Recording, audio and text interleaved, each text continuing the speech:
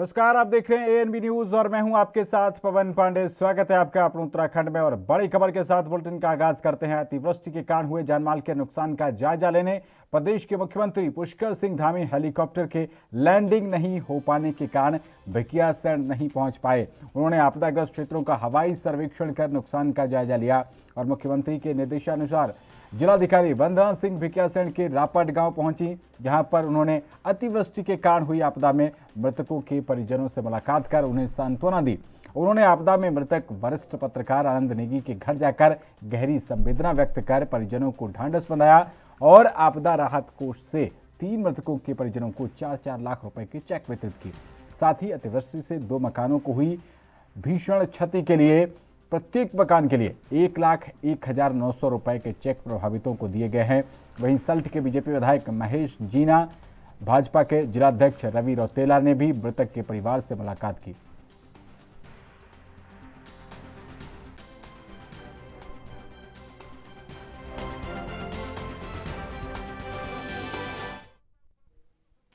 तो सुबह के मुखिया पुष्कर सिंह धामी ने आपदाग्रस्त क्षेत्रों का निरीक्षण करने के बाद वो पंतनगर एयरपोर्ट पहुंचे, जिसके बाद उन्होंने पत्रकारों से वार्ता की। इस दौरान उन्होंने बताया कि मूसलाधार बारिश से प्रदेश के सभी जनपद प्रभावित हुए हैं। सरकार के सभी मंत्री, संगठन के कार्यकर्ता राहत और बचाव कार्यों में जुटे हुए हैं।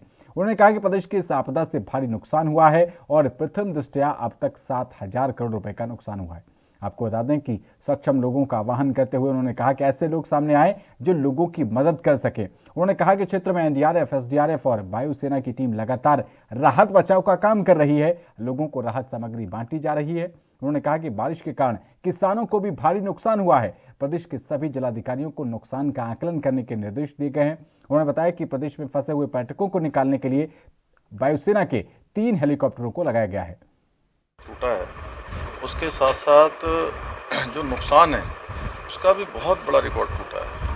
बहुत नुकसान हुआ है पूरे प्रदेश के अंदर। जगह जगह पुल बह गए हैं, संपर्क मार्ग बह गए हैं, लोगों के घर बह गए हैं, जनहानि हो गई है बहुत बड़े पैमाने पर और बिजली के सारे जो संपर्क हैं वो कट गए हैं, संचार कट गए हैं, रोडें सब पूरी तरह से जो है अलग हो गई हैं।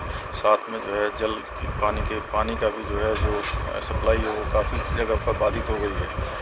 और लेकिन सरकार ने पूरे आपदा प्रबंधन तंत्र के साथ मिलकर सभी तरीके से जो है उसको एक तरीके से कोशिश करी है कि इस आपदा को जो है मैनेज करें। आपदा में जो है जो अच्छी व्यवस्था हो सकती है करें। और हमारी तराई में हो चाहे पहाड़ी पर्वतीय क्षेत्र में हो, दोनों क्षेत्रों में फसलों का भी बहुत बड़ा नुकसान हुआ है। हमारे उद्योग धंधे सभी इससे प्रभावित हुए हैं। ऐसे समय में माननीय प्रधानमंत्री जी और माननीय गृह मंत्री जी ने लगातार हमारे मनोबल को बढ़ाया है और मैं प्रधानमंत्री जी का धन्यवाद करता हूं कि उन्होंने कल मैंने यहाँ पर हवाई सेवा, चूँकि बहुत सारे लोग यहाँ पर फंसे हुए थे, उनको निकालने के लिए हेलीकॉप्टर की ज़रूरत थी और ये सामान्य हेलीकॉप्टरों से उनको नहीं निकाला जा रहा था, तो सेना के उन्होंने 3 हेलीकॉप्टर भेजे जो लगातार यहाँ पर सेवा कर रहे हैं, लगातार लोगों को निकालने का काम। वहीं आम आदमी पार्टी के प्रदेश प्रवक्ता संजय भट्ट ने उत्तराखंड में भारी बारिश के चलते बड़े पैमाने पर हुए जानमाल और संपत्ति के नुकसान के लिए प्रदेश सरकार को जिम्मेदार ठहराया। उन्होंने कहा कि पहले से ही भारी बारिश का अलर्ट जारी होने के बाद भी प्रदेश सरकार सोई रही। अगर समय रहते सरकार जाग जाती तो बचाव और राहत कार्यों को लेकर सख्त कदम उठाती तो भारी जानमाल के नुकसान को बचाया जा सकता था। लेकिन ऐसा करने के बजाय सरकार पूरी तरह बेपरवाह रही और लोगों को अपने हाल पर छोड़ दिया। उन्होंने कहा कि संकट की इस घड़ी में जब सरकार को जनता के जख्मों पर मरहम लगाना चाहिए था, तो ऐसे समय में सरकार कहीं भी नजर नहीं आई और इस आपदा में सरकार का पूरा तंत्र फेल साबित हुआ।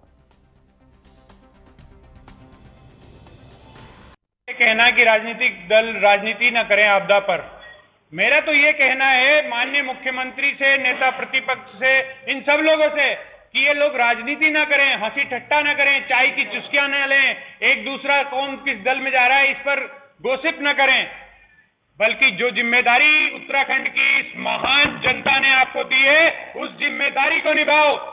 चाहे आप सरकार में हो या नेता प्रतिपक्ष हो, आपकी क्या जिम्मेदारी है? सरकार ने किस लिए प्रभारी मंत्री जिलों के बनाए? 13 में से 8 जिलों में आपदा आई, कहां है वो गायब प्रभारी मंत्री? क्या उनकी कोई जिम्मेदारी नहीं है?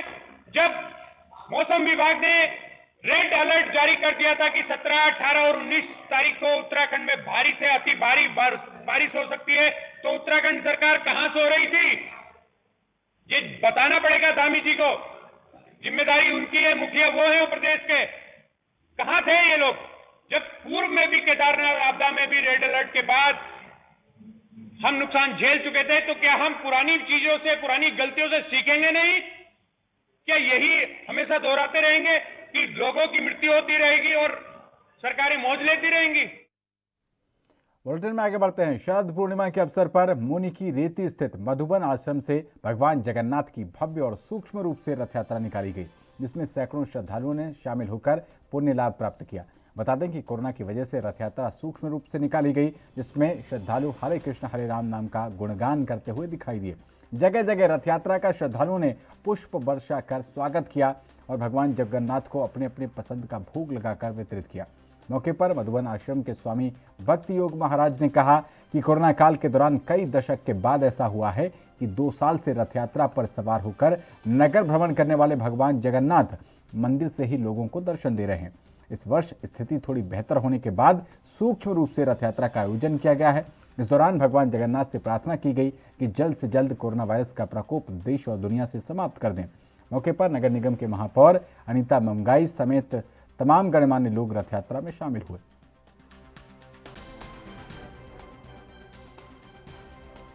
जय जगन्नाथ। हर वर्ष कार्तिक पूर्णिमा के अवसर पर मधुबन आश्रम में भगवान जगन्नाथ की रथ यात्रा निकाली जाती है। इस वर्ष भी जो है थोड़ी कम स्तर पे कोविड को ध्यान में रखते हुए रथ यात्रा भक्त लोग निकाल रहे हैं। और शास्त्रों में वर्णन है कि जो एक बार भगवान जगन्नाथ की रथ यात्रा में भाग लेता है, उनके आगे कीर्तन करता है, उनको प्रणाम करता है, उसे दोबारा माँ के घर की यात्रा नहीं करनी पड़ती है। और भगवान के कीर्तन में भाग लेने से मन के अंदर ऊर्जा, उत्साह, उमंग आती है और उसके जीवन में उत्साह आता है। इसलिए जो है हम सभी भक्तों का आभार व्यक्त करते हैं कि जो भक्त लोग यहाँ पे आए हैं, रथ यात्रा में भाग ले रहे हैं, कीर्तन करते हैं। हरे कृष्ण। वहीं पिथौरागढ़ में सीएम पुष्कर सिंह धामी ने बाढ़ग्रस्त इलाकों का हवाई सर्वे किया और बाढ़ग्रस्त इलाकों का हालचाल जाना। इस दौरान पत्रकारों से बात करते हुए उन्होंने क्या कुछ कहा है, आइए आपको सुनाते हैं।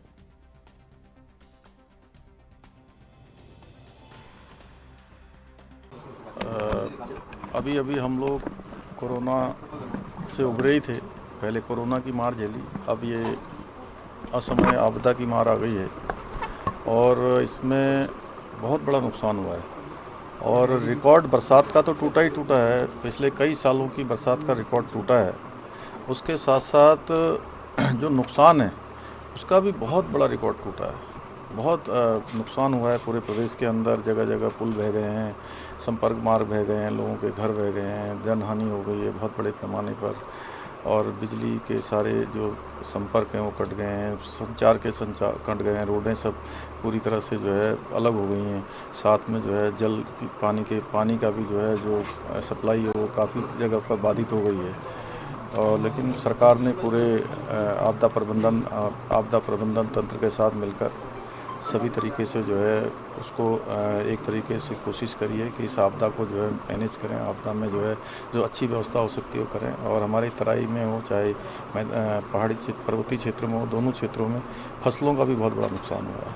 हमारे उद्योग धंधे सभी इससे प्रभावित हुए हैं। ऐसे समय में माननीय प्रधानमंत्री जी और माननीय गृह मंत्री जी ने लगातार हमारे मनोबल को बढ़ाया है। और मैं प्रधानमंत्री जी का धन्यवाद करता हूं कि उन्होंने कल मैंने यहाँ पर हवाई सेवा, चूँकि बहुत सारे लोग यहाँ पर फंसे हुए थे, उनको निकालने के लिए हेलीकॉप्टर की ज़रूरत थी और ये सामान्य हेलीकॉप्टरों से उनको नहीं निकाला जा रहा था। तो सेना के उन्होंने 3 हेलीकॉप्टर भेजे जो लगातार यहाँ पर सेवा कर रहे हैं, लगातार लोगों को निकालने का काम कर रहे हैं। इस समय में हमारा प्रयास है कि हम सभी व्यवस्थाओं को पहले जैसे दुरुस्त करें। मैं स्वयं सभी जगह पर जा रहा हूँ, हमारे सभी मंत्रीगण भी इस काम में लगे हैं, हमारे विधायकगण लगे हैं, सारे संगठन के लोग लगे हैं। हम सभी जो हमारे जो भी सक्षम लोग जो इस समय सेवा कर सकते हैं, राजनीतिक लोग हैं, सामाजिक लोग हैं, उद्यम संस्थाओं से जुड़े हुए लोग हैं, सभी लोग आगे आएँ और ऐसे आपदा के समय में सभी लोग मदद करें। अगली खबर का रुख करते हैं। ठगी करने वाले गिरोह आजकल नए नए तरीकों का इस्तेमाल करने में लगे हैं। सऊदी अरब की मुद्रा दिखाकर एक्सचेंज करने के बहाने लोगों को शिकार बनाया जा रहा है। दरअसल पूरा मामला भगवानपुर थाना क्षेत्र के मोहितपुर गांव का है, जहां पीड़ित शमशाद ने बीते रोज तहरीर दी और उसमें बताया कि एक अज्ञात महिला और 2 पुरुषों के द्वारा 50 रियाल के 1600 नोट देने के बदले में मुझसे 2 लाख रुपए ठग लिए गए, जिसके बाद तत्काल सीओ मंगलौर के नेतृत्व में जांच की गई और मुखबिर की सूचना पर सालियर चौक से 3 अभियुक्तों को गिरफ्तार कर लिया गया। पूछताछ में महिला अहमदाबाद गुजरात की रहने वाली निकली और 2 अभियुक्त दिल्ली सीमापुरी के रहने वाले हैं। फिलहाल तीनों अभियुक्तों को गिरफ्तार कर मुकदमा पंजीकृत कर न्यायालय के समक्ष पेश किया गया है। मोहितपुर के आमिर द्वारा एक थाने में प्रार्थना पत्र दिया गया था, जिसमें उनके द्वारा ये आरोप लगाए गए कि उनको एक महिला व 2 पुरुषों ने 1800 रियाल के बदले उनसे 2 लाख रुपए प्राप्त किए और 1800 रियाल देने का वादा किया। जो गड्डी रियाल की उन्हें दी गई थी 1800 की, जब उन्होंने घर जाके देखा तो उसमें मात्र जो है 7 नोट 50-50 के रियाल के 7 नोट मिले। कुल 350 रियाल उस गड्डी में थे, जबकि उन्हें 1800 रियाल देने की बात की। सर कहाँ की है महिला? ये महिला और ये सभी अभियुक्त जो है ये JJ कॉलोनी दिल्ली के रहने वाले हैं। उनके विरुद्ध अभियोग पंजीकृत कर इन्हें मान्य। वहीं उत्तराखंड अधिकारी कार्मिक शिक्षक महासंघ ने अपनी लंबित मांगों पर सरकार से जल्द ठोस कदम उठाने की मांग की है। संगठन की बैठक में 22 सूत्रीय मांग पत्र पर जल्द ही सकारात्मक कदम नहीं उठाने पर आंदोलन को तेज करने का संगठन ने फैसला किया। सचिवालय संघ के अध्यक्ष और उत्तराखंड अधिकारी कार्मिक शिक्षक महासंघ के कार्यकारी अध्यक्ष दीपक जोशी ने कर्मचारियों की अनदेखी पर नाराजगी जताई है। उन्होंने कहा कि प्रदेश के सभी कर्मचारियों, शिक्षकों, पेंशनर्स और परिवार के आश्रितों की वर्तमान की सबसे ज्वलंत समस्या के रूप में गोल्डन कार्ड की खामियों को दूर करना है। इसका प्रस्ताव मंत्रिमंडल से पारित कराने को लेकर बार बार सरकार और स्वास्थ्य मंत्री से अनुरोध भी किया गया, लेकिन स्वास्थ्य विभाग खामियों को दूर करने की कोई रुचि नहीं ले रहा है। दीपक जोशी ने कहा कि ये एक गंभीर स्थिति है और इसके अलावा पुरानी पेंशन योजना को बहाल करने, ACP की मांग, शिथिलीकरण नियमावली समेत कई अन्य मांगे भी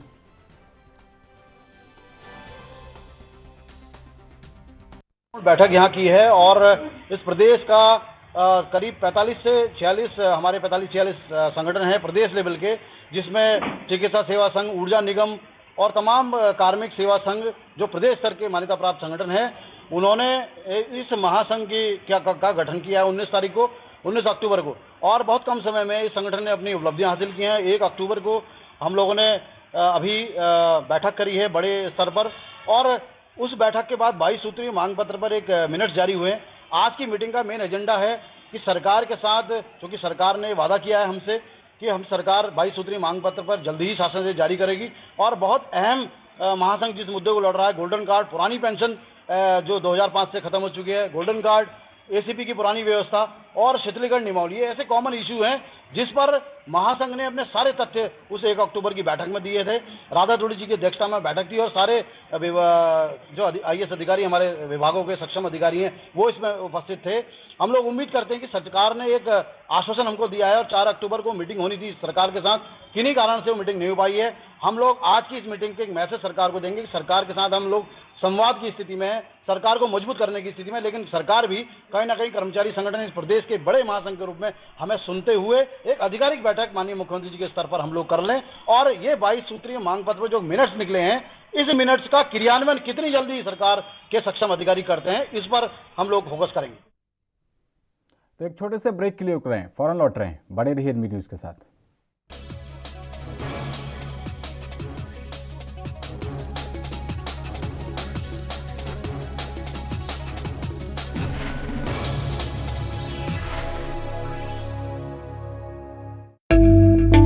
बेटियों को आत्मनिर्भर और सशक्त बनाने के उद्देश्य हेतु मुख्यमंत्री पुष्कर सिंह धामी के कुशल नेतृत्व में बेटियों के कल्याण के लिए उत्तराखंड सरकार द्वारा शुरू की गई नंदा गौरा देवी कन्या धन योजना महिला सशक्तिकरण एवं बाल विकास विभाग द्वारा क्रियान्वित इस योजना के अंतर्गत अनुसूचित जाति, अनुसूचित जनजाति और गरीबी रेखा से नीचे आने वाली बालिका के जन्म पर 11,000 रुपए और 12वीं की परीक्षा पास करने पर 51,000 रुपए सरकार की तरफ से प्रदान किए जाते हैं। साथ ही साथ साल 2015-16 में 11,300 बालिकाएं और 2016-17 में 21,916 बालिकाएं तत्कालीन गौरा देवी कन्या धन योजना के लाभ से वंचित रह गई थी। लेकिन अब उत्तराखंड सरकार की तरफ से मौजूदा नंदा गौरा देवी कन्या धन योजना के अंतर्गत उन सभी 33,216 बालिकाओं को कन्या धन योजना का आर्थिक लाभ दिया जाएगा। इसके लिए राज्य सरकार ने 50 करोड़ रुपए की धनराशि स्वीकृत की है। नारी शक्ति के समग्र विकास को समर्पित उत्तराखंड सरकार की तरफ से योजना के लाभ से वंचित रह गई प्रदेश की 33,216 बेटियों को अब मिलेगा उनका आर्थिक अधिकार। बेटी है अनमोल उपहार, शिक्षा है उसका अधिकार।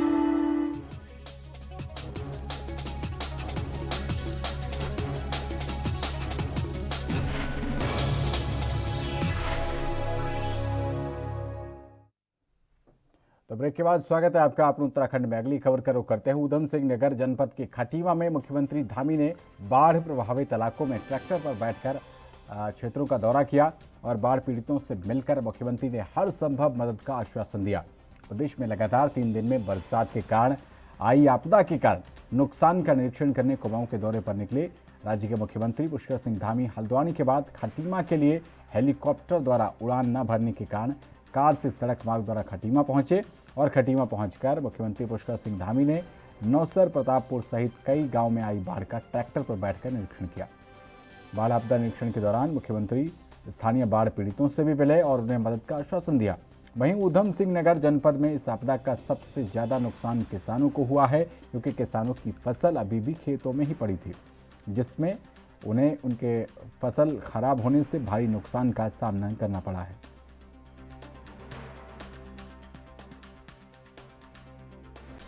पिछले दिनों जो अतिवृष्टि हुई है उससे बहुत नुकसान हो गया है।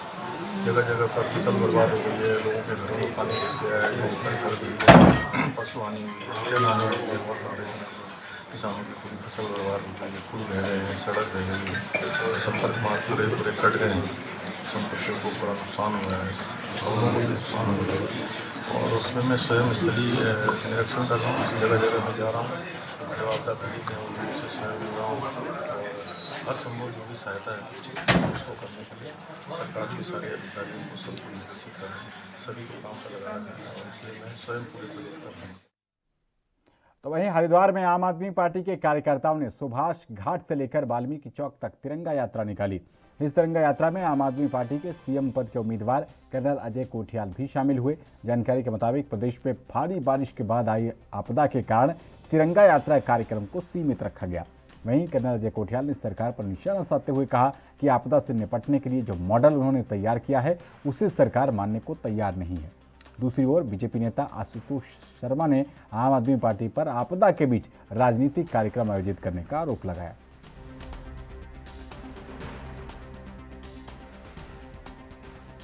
बगैर किसी को क्रिटिसाइज करे, क्योंकि बार बार ये आपदा आती रहेंगी, तो वो मॉडल जो हमने पहले केदारनाथ में बनाने की कोशिश करी थी, जो कभी फॉलो नहीं करा सरकार ने, जो बीच बीच में रेणी में जब आपदा आई दोबारा, उस टाइम पे किसी ने फॉलो नहीं करा। इस टाइम पे जो आपदा आ रखी है, इस टाइम पे हम दोबारा सरकार तंत्र को बोल रहे हैं कि जिस प्रकार से हम टीम तैयार कर रहे हैं आगे के लिए ना उसे करें। देखो क्या है कि हम आज आशीर्वाद लेकर के, अभी इसके बाद क्या हो रहा है, कर्नल अजय कोठियाल यहाँ से खुद जा रहा है कुमाऊं में और ग्राउंड पे जिस तरीके से उसने केदारनाथ में काम करा है उस कार्रवाई को करने के लिए, क्योंकि हमने यहाँ पे कार्यकर्ताओं को वो जज्बा भी बताना था कि हर जगह कहीं ना कहीं टूट फूट हो रखी है। तो हम ये यात्रा तो स्थगित कर रहे हैं, लेकिन इस यात्रा को हम लोगों को बचाने के लिए आगे भी बढ़ाना चाहते हैं। ये स्थगित नहीं। बेहद शर्म की बात है कि ऐसे समय में जब प्रदेश में आपदा आई हुई हो, 20 लोगों की मृत्यु इस आपदा में हो गई हो।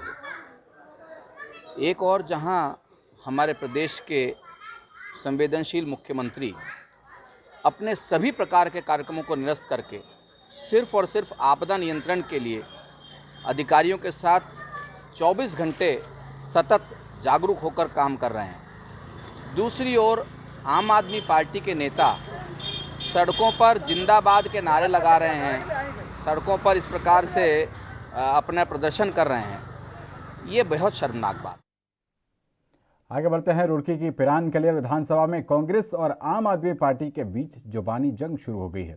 दरअसल आम आदमी पार्टी के प्रभारी इंजीनियर शादाब आलम ने करीब 4 दिन पहले कलियर विधानसभा के उस क्षेत्र का निरीक्षण किया था जो कांग्रेस के वर्तमान विधायक हाजी फुरकान अहमद का निवास स्थान है। निरीक्षण के दौरान शादाब आलम को विधायक के गांव में कई खामियां नजर आई थी और इसी क्रम में कलियर विधानसभा से मौजूदा विधायक फुरकान अहमद ने शादाब आलम को कहीं का ईंट कहीं का रोड़ा बताया है।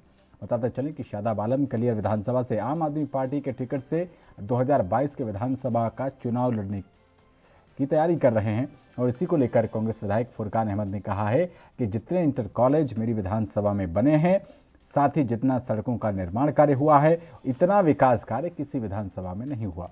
फुरकान अहमद ने कहा कि शादाब आलम 200 किलोमीटर से आकर यहां चुनाव लड़ रहे हैं, जो अपनी जमानत भी नहीं बचा पाएंगे।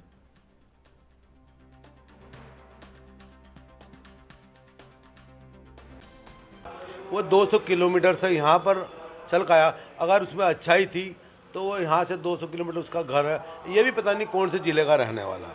ठीक, अगर वो यहाँ आके कह रहा है कि विकास नहीं हुआ, मैं उसे चैलेंज करता हूँ कि जब से देश आज़ाद हुआ लगभग 40 साल से इतना विकास नहीं हुआ जितना मैंने 10 साल में विकास किया। क्या एक कहता है कि यहाँ पर अनपढ़ लोग रहते हैं, यह हमारी रुड़की शिक्षा नगरी है। ठीक, और जी यहाँ पर पहले से ही अच्छे अच्छे कॉलेज हैं। और मैं बताना चाहता हूँ, जब से मैं विधायक बना हूँ मेरी विधानसभा में कोई भी राजकीय इंटर कॉलेज नहीं था। पिछली बार हमारी गवर्नमेंट थी, सरकार थी, मैंने रामपुर में कन्या इंटर कॉलेज, पिरान कलियर में इंटर कॉलेज, पिरान कलियर में यूनानी मेडिकल कॉलेज जो स्वीकृत है, अभी काम शुरू नहीं हुआ। ठीक, दौलतपुर में इंटर कॉलेज, भौरी में कन्या इंटर कॉलेज, मगरूमपुर में डिग्री कॉलेज। क्या मैं पूछना चाहता हूँ, क्या आप पूरे उत्तराखंड में चले जाए कि कहीं भी राजकीय इंटर कॉलेज इतने स्वीकृत नहीं है जितने मैंने अपनी विधानसभा में कराया। रही सड़कों की बात, आप कोई सी गांव में चले जाए, 44 गांव छोटे बड़े मेरी विधानसभा में पड़ते हैं, कि कोई गांव ऐसा नहीं है जहां मैंने कई करोड़ के काम नहीं कराए, सड़कें नहीं बनी। देखिए, मैं अगर पिरान कलियर में विकास की बात करूँ तो मैंने पहले आंगनबाड़ी केंद्रों का परसों निरीक्षण किया था और मैंने पूरी जनता के सामने वहाँ की जो दुर्दशा है वो पेश की थी। उसका जवाब तो आया नहीं कि क्यों सही नहीं हुए। इसके अलावा दूसरे जवाब जरूर आ गए। काशीपुर का बच्चा, जैसे काशीपुर का बच्चा 200 किलोमीटर से चल कर आया है यहाँ पर साबिर पाक की दरगाह में खिदमत करने के लिए, लोगों की आवाज़ सुनने के लिए, ना कि यहाँ पर मौज मस्ती मारने के लिए। दूसरा, उत्तराखंड के अंदर आम आदमी पार्टी 70 की 70 सीटों पर चुनाव लड़ रही है और 70 की 70 सीटों में आपको खुद पता चल जाएगा कि किस जगह खड़ी है। तीसरी मैं बात बताना चाहता हूं आपको कि जो आप विकास की बात कर रहे हैं तो मैं आपको छोटे से पॉइंट बता देता हूं। अगर आप सबसे पहले धनौरी गांव में जाएंगे जहां पे हमारे शहीद हुए हैं कुमार सैनी जी, अभी अगर उनकी गांव की एंट्री में जाएंगे मंदिर के पास में, तो उनकी सालों से डिमांड है कि वहाँ पे एक नल चाहिए। एक नल तो लगवा नहीं सके। वहाँ पे एंट्री पे अगर जाएंगे आप तो गारा कम से कम 1.5-2 फीट गारा खड़ा है, पैदल आप यात्रा नहीं कर सकते। अगर आपको देखना है तो विकास। वहीं हरिद्वार रोड पर नगर निगम के बाहर लगी सब्जी मंडी लगातार जाम का कारण बनती जा रही है। कई बार नगर निगम के बाहर सड़क हादसे भी हो चुके हैं, जिनमें एक युवक की मौत भी हो चुकी है। फल और सब्जी विक्रेता खुद भी इस स्थान को छोड़ने के मूड में हैं, लेकिन नगर निगम के द्वारा जगह की उचित व्यवस्था नहीं किए जाने के कारण सब्जी मंडी शिफ्ट नहीं हो पा रही है। कुछ दिन पहले समस्याओं को सुनने पहुंचे एसपी देहात ने भी जाम की समस्या से निजात दिलाने के लिए पुलिस को सब्जी मंडी व्यवस्थित कराने के निर्देश दिए थे, जिस पर अभी तक अमल नहीं हो पाया है। काफ़ी दिखते हैं, आए दिन एक्सीडेंट भी होते रहते हैं और काफ़ी एक्सीडेंट हो चुके हैं, जो 1-2-3 मौत भी हो चुकी हैं, जिसका प्रशासन को बार बार संज्ञान करवाया गया है। यहाँ के मंडी वालों ने भी बार बार ये कोशिशें की गई हैं कि हमारी यहाँ से हटाया जाए, वहीं पे स्थापित किया जाए। प्रशासन इसकी गौर नहीं कर रहा है, न कि ये समझ ले रहा है। प्रशासन को मौतें हो रही हैं उसका कोई दर्द नहीं है, जो कि दर्द यहाँ की पब्लिक को जिनका चला जाता है, दर्द उनको होता है और प्रशासन ठेंगा दिखा के चला जाता है। केवल जिस दिन हादसा घटता है उस दिन प्रशासन एकदम ताबड़तोड़ आंधी की तरह आता है और फिर मायूस होकर बैठ जाता है प्रशासन। ये प्रशासन की लापरवाही है और इस टाइम प्रशासन बेलगाम हो रखा है। हमें कोरोना काल में यहाँ शिफ्ट किया गया था और इन्होंने कहा था कोरोना काल जब था तब तक आप यहाँ रह लो, क्योंकि भीड़ भाड़ की स्थिति थी। हम बार बार एमएनए महोदय से यही बार बार कह रहे हैं कि कोरोना काल ख़त्म हो चुका है, यात्रा चालू हो गया, बस अड्डे खुल गए, सब चीज़ अच्छा स्थिति होगी, अपनी जगह पे चली गई है। हमें हमारी मंडी जूनीमाई रोड में भेज दिया जाए। तो इस बुलेटिन में फिलहाल इतना ही। देश और दुनिया की तमाम अहम खबरों के लिए बने रहिए एनबी न्यूज़ के साथ। नमस्कार।